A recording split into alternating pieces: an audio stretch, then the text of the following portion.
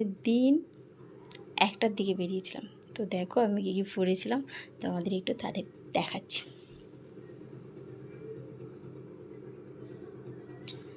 তো এগুলো পরে ছটফট আমি রেডি হয়ে গেলাম বন্ধুরা।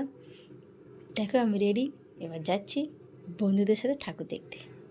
তো চলো চলে এলাম, গাড়ি করে যাচ্ছি। মৌদিদি, এই যে তাপস, কৃষাণু, সোমনাথ,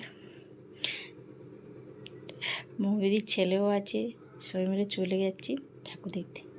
তো চলে এলাম একটা প্যান্ডেলে, ঠাকুর দেখছি। প্রচণ্ড রোদ, আর দিনের বেলা এসে ভাবলাম কেউ ঠাকুর দেখে না, কিন্তু সবাই দিনের বেলা ঠাকুর দেখছি। তো আমরা দিনের বেলা ঠাকুর দেখছি। তো রাত্রিবেলা এত ভিড়ে এত হেঁটে ঠাকুর দেখা সম্ভব নয়। দেখতে দেখতে আমরা আরও একটা প্যান্ডেলে চলে এলাম। সবাই তো ছবি তোলায় ব্যস্ত, তোমরা যেখানে যাও সবাই অন্তত ছবি তোলে, তো আমরাও সেরকম ছবি তোলায় ব্যস্ত। তো দেখো এটা বর্ণালীর সঙ্গে খুব সুন্দর হয়েছে।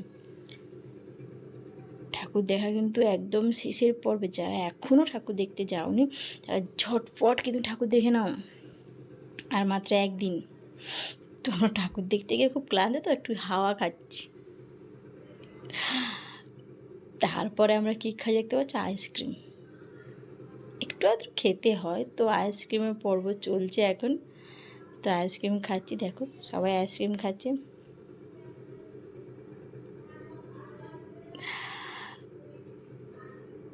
তো আইসক্রিম খেতে খেতে আমরা বাইরে দাঁড়িয়েছি। তো আমার বৌদি আসছে, বৌদির সঙ্গে দেখা হলো, একটু কথা বললাম।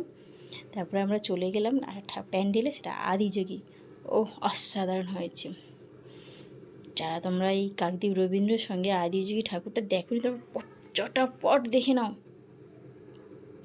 অসাধারণ হয়েছে আদিযোগী। তো ঠাকুরটাও দেখে নিলাম, খুব সুন্দর হয়েছে। চলো, আমার আর টাইম নেই, আমি আমার আদিবাবু বাড়িতে, তাই সবাইকে বন্ধুদেরকে টাটা দিয়ে আমি বাড়ি চলে যাচ্ছি। তো ওরা দেখবে ঠাকুর, আমি চলে যাচ্ছি এই অবধি। সবাইকে টাটা, আমার বন্ধুদের টাটা, তোমাদের সবাইকে টাটা।